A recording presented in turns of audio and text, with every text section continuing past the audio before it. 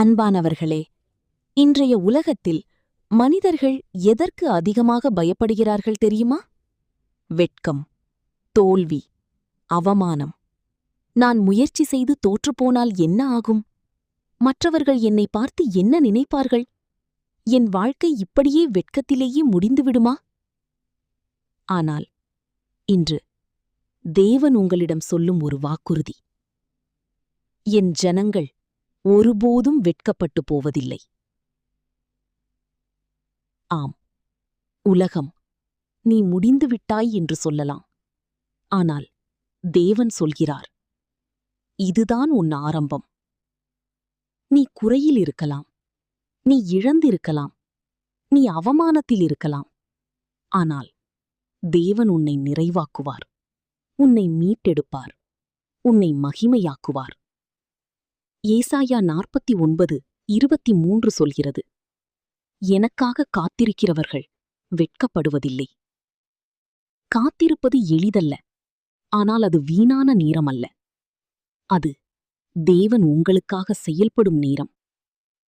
ஒரு விதை மண்ணுக்குள் இருக்கும்போது அது நாம் அழிந்துவிட்டோம் என்று நினைக்கலாம்.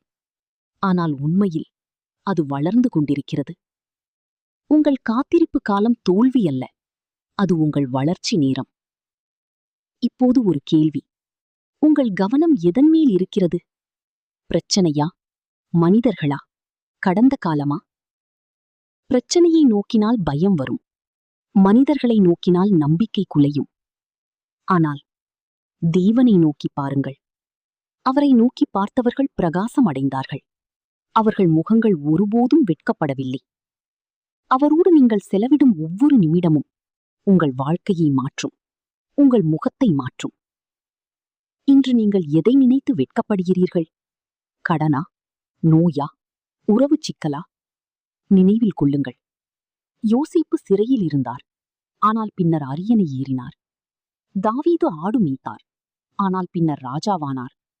உங்களை அவமதித்த இடத்திலேயே தேவன் உங்களை உயர்த்துவார். உங்கள் வெட்கத்தை அவர் சாட்சியாக மாற்றுவார். இன்று தேவன் உங்கள் வாழ்க்கையில் தீர்ப்பு சொல்லுகிறார்.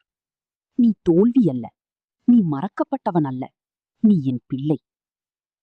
இப்போது நீ உன்னிடமே சொல்லிக்கொள், நான் வெட்கப்பட மாட்டேன், ஏனெனில் தேவன் என்னுடன் இருக்கிறார். அன்பானவர்களே, இந்த வார்த்தையை உங்கள் இதயத்தில் ஆழமாக பதிய வைத்துக் கொள்ளுங்கள். நான் வெட்கப்பட மாட்டேன், ஏனெனில் தேவன் என்னுடன் இருக்கிறார்.